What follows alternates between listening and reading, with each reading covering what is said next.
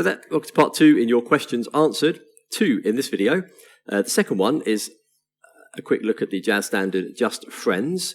Thanks for that request. And the first one is about arm weight, position for chords and things like that. So I've always been an advocate of what I call avoiding energy puddles, which means that once you're sitting, first of all, sit where you think you belong in front of the piano. It's an interesting experiment to do this. And then just put your fingers like naturally hanging above the piano and just see if you have any energy puddles, which means are your, let's go from the elbow down to the fingertips. Is your wrist above your elbow? If so, it shouldn't be. Is your first knuckle line above your wrist? It shouldn't be. Are your fingertips above any other of those parts? They shouldn't be. In other words, you want that gentle flow, even if it's just 1 or 2 or 3 degrees lower each time, but you want that curve down like this. So if you've sat in the wrong place, you won't have that. Often, I've read, and people have told me that their teachers have said, sit closer to the piano, sit lower. Absolutely the opposite often is required. You should be sitting 4 or 5 inches higher and 3, 4, 5 inches further away, which will force you to have that downward slope.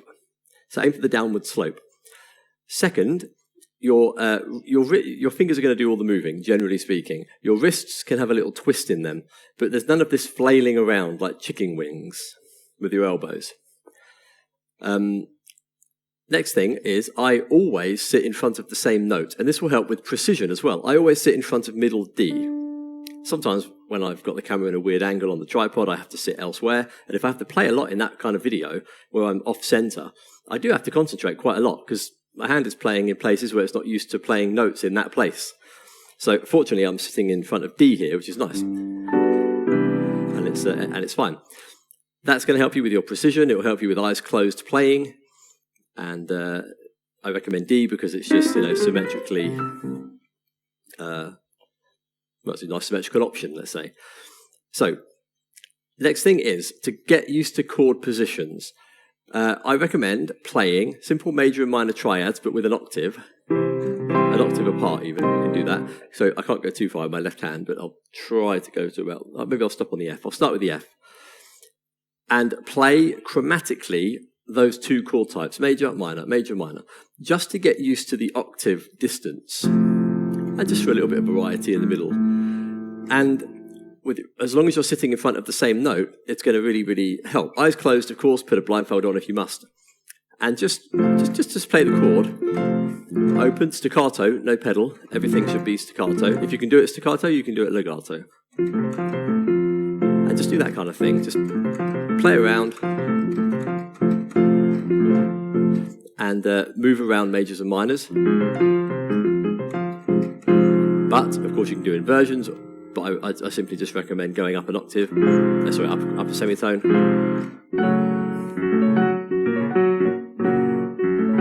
So I'm just messing around, my eyes are closed. This D, middle D is in front. G, A flat. Of course, you can do any chords, but the octave is quite useful for stability, like goalposts. And this is going to train your hand, and you're going to actually feel that there's almost no change. I like the word ergonomic, which means like the best layout, basically, the most intelligent layout. And I also like the term economy of movement. So if you really want to play around, you can just choose one particular chord type, let's say major 7, and play it absolutely in different places on the piano. And you'll see that there's actually not a lot of movement required. So if I just start, I'll just play major 7s. So all the way here, my elbow hasn't really moved at all. There's just a tiny little turn in my body, like 2 or 3 degrees. It's mainly the wrist which twists a little bit here for the right hand. And then as I go up, of course, the right hand is twisting a little bit and the left hand twists a tiny bit, but it straightens out. It's kind of what I mean, because down here it was twisted a little bit. And then up here it's more straight. So it's really just tiny movements in the wrist. And as long as it's above the fingertips, you should be good. Just playing major 7s, different places. do some whole diminished.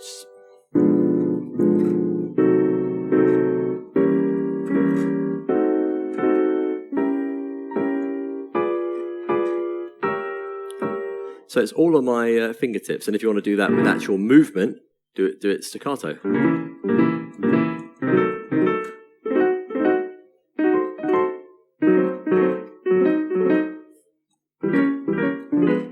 If there was a camera here, you would see that I'm curved down all the way from my, well, technically, of course, my shoulder is above my elbow, but it's all the way down with no energy puddles, as I call them. So play around with that, and you'll just see, as long as you stay in front of the same note, you're going to get very used to where the hand should be for different chord types, and really try all the chord types. It's good practice anyway to know all the chord types, at least the primary chord types. Major 7, regular dominant 7, minor 7, those ones. You can try 6, maybe a whole diminished, add the kind of chords that you want, or just simply major and minor triads, and try them in different places. And you'll see that there's not really too much movement required, just maybe 10 degrees maximum on the wrists, and the rest of it's all done by the fingers, because they stretch. Okay, that's that. Now part 2, just friends. I'm going to find it as I'm in the video. I know the song. I listened to a couple of versions just before recording on my phone, just to sort of refresh myself of the melody and just hear the chord progression again. Not too difficult. So it starts on a C major 7, which is the 4th of G. So it's actually in the key of G, at least how I learnt it, and it starts on a 4. So you're going to learn this numerically, and why not? I've just spontaneously decided to write it, but I don't have any paper. So I'm going to get a piece of paper and come back. The magic of editing. So I'm going to write it in numbers, not letters. So I'm going to write it as, so you use capital letters for major third-based chord types, and lowercase numbers, Roman numerals, for minor-based chord types. And maybe a couple of symbols here and there, like triangle is major 7, circle is whole diminished, circle with a line through it from top right to bottom left is half diminished, a plus means augmented, which is when you raise the 5th, stuff like that. So it starts on 4, but it's a major, so I'm going to put IV. That just implies major 7, so it's on C. So the melody is, I have to hear it a little bit to find it. Here, so it starts on the major 7, but you can find the melody by ear, but I can sort of see the pattern already. Okay, then it's to 1. I'm just doing it to myself, don't worry.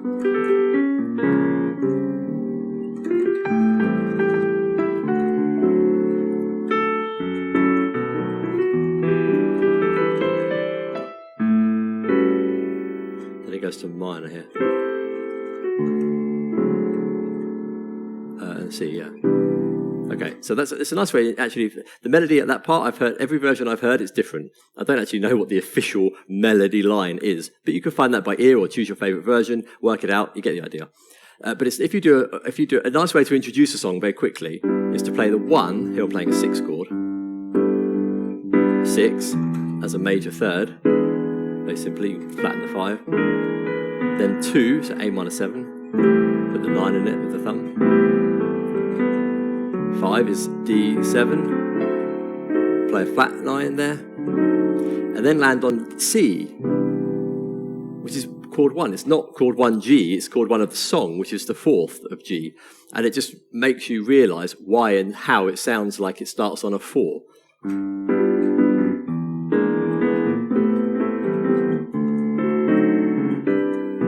So it goes to where it should go to 1, but it doesn't. It goes to 4. It's a nice, surprising sound, especially when you play it in a very pretty way. What am I doing? 1. Yeah.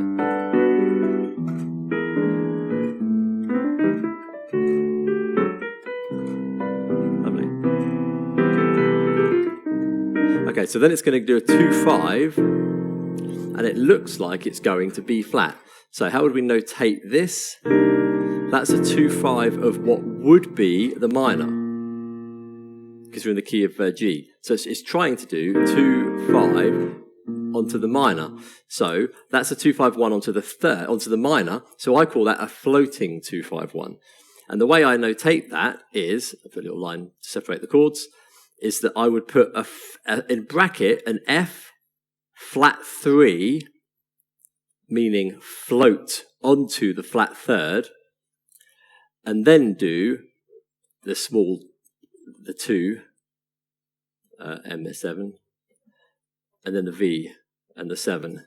So it looks like this. It may not focus, I'm sorry, but I'll hopefully you can understand it. So it's 4, float onto the flat third. In other words, do a 2/5 of whatever the flat third is. There's different theoretical ways of labeling these, but I like to call it a floating 2/5/1. So it's going to be chord. We're in the key of G. We're playing 4. Now, if I saw this, I go, oh, flat third is B flat, so I need to play B flat's 2/5. C minor 7, F7. Of course, you can embellish the chord with flat 9s and whatnot, but I'll just keep it simple for now. Then it goes to 1. So nice big I for 1. And the melody is on the 9, which is very nice and very common in jazz. Now it's doing a 2/5. Now let's study this. It's doing a B flat, so that's going to be a 2/5 of A flat, B flat minor 7, E flat 7, but it's not doing that. But we can still say, just to keep it simple, that it wants to do a 2/5 onto the flat second. So I'd put in brackets F, flat 2, minor 7, V, 7. You don't need to put the minor 7 because 2 is always minor 7 and a 5 is always 7.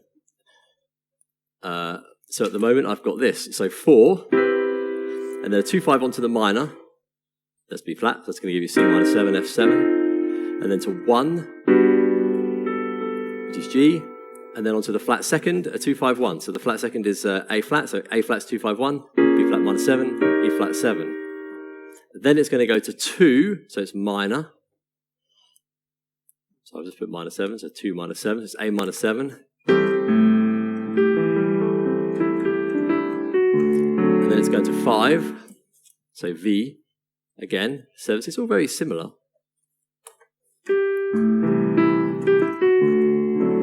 Putting a little 9 in there, doesn't really matter. And then it's doing a 2/5/1 onto the 6. So the 6th of G is E. So E's 2/5/1 is F sharp minor 7. Like that. And now, when you land on a minor, like E minor 7 is, it's a 6th, it's a minor 7. When you do that, often the 2 should be half diminished. So it'd be minor 7, flat 5. Just to keep it diatonic, because there's no C sharp in the key of G. So you could play a 2 as a half diminished or as a regular minor 7.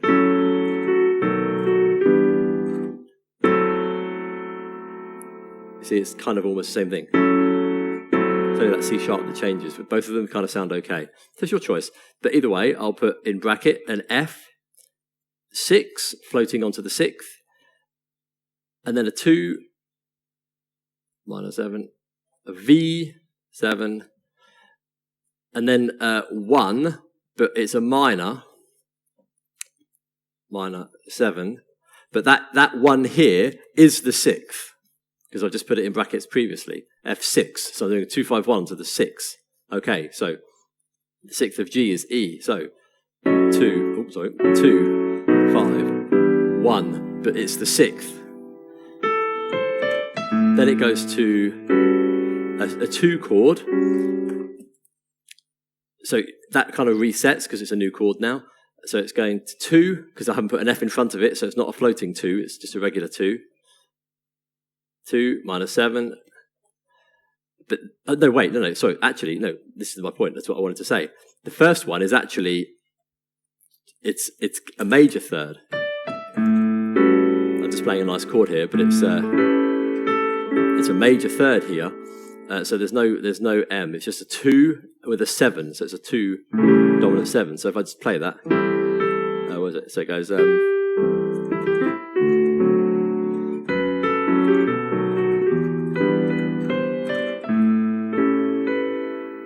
guess the melody goes to a B there, and then it goes to minor,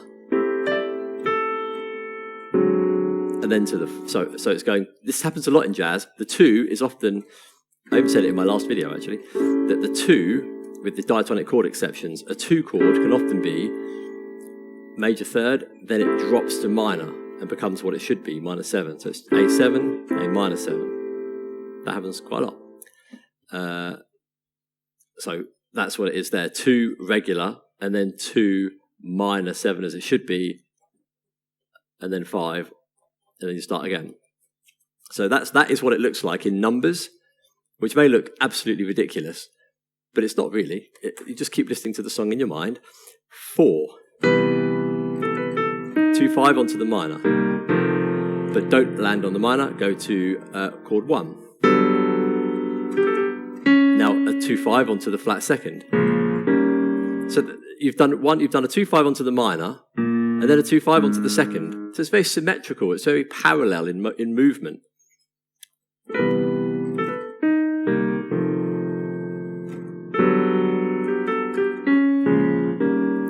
2,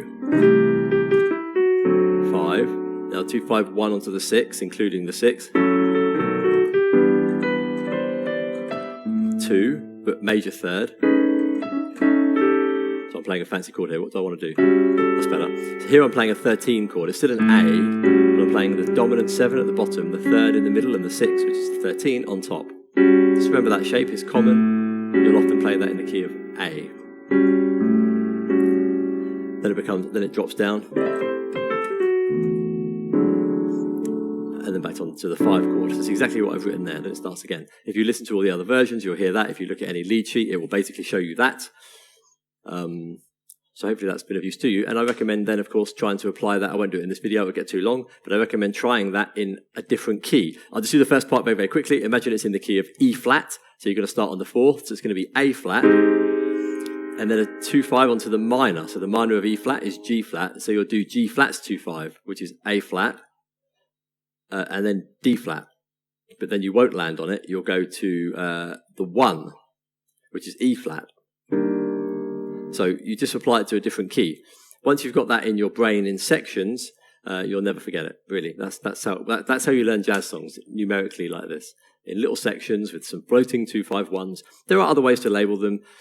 Secondary dominance, and you have, I forget all the terms, I don't really use them, but they do exist. Anyway, I hope that has been of use to you. If you have any other questions about anything at all, even in this video or something else, let me know and I'll make a video about it. There you go. All the best. Bye for now.